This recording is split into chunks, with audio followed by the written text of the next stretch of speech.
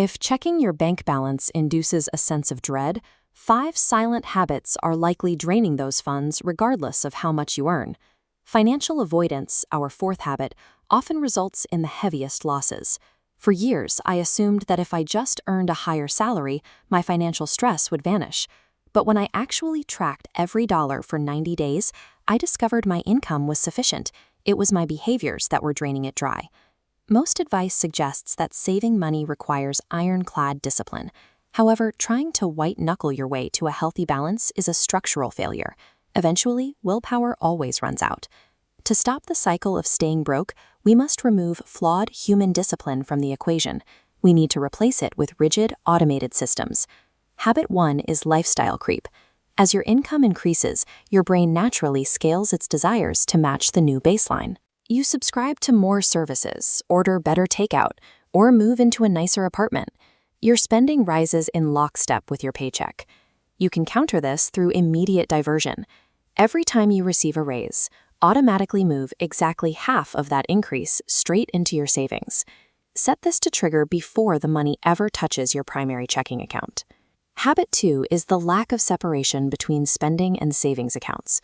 When your money sits in a single location, your brain perceives the entire balance as available to be spent. You need to engineer friction. Open a separate savings account at a different bank, one that is intentionally difficult to access, and automate a transfer to hit the moment you get paid.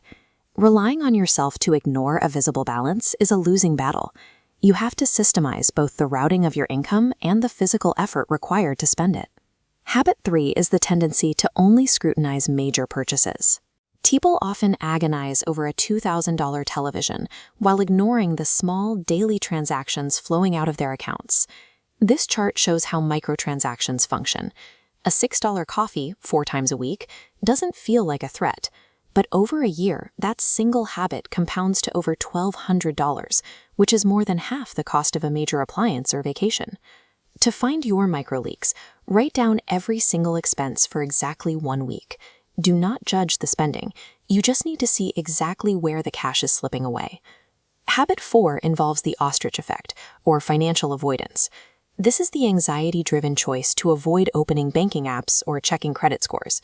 The fix is a rigid routine, a 15-minute money check-in every Sunday. Same time, same place, 0 exceptions. Ignoring your financial data doesn't protect you from it. A systemic check-in routine replaces baseline anxiety with actionable awareness. Habit 5 is treating credit card minimums as the finish line. We are often conditioned to pay the minimum required amount and feel as though the debt is being managed. This diagram shows the mechanics of a minimum payment. Most of that monthly payment is consumed by interest. It leaves only a tiny sliver to reduce the actual principal balance. You must establish a rule that every extra dollar systematically attacks the principal of your highest interest debt. By bypassing the interest layer, every extra cent reduces the actual debt you owe. Standard credit systems are designed to maximize interest extraction. Automating aggressive principal payments is the only mathematical way to exit the debt loop. To recap, the 5 willpower failures are lifestyle creep, mixed accounts, microleaks, financial avoidance, and settling for minimum payments.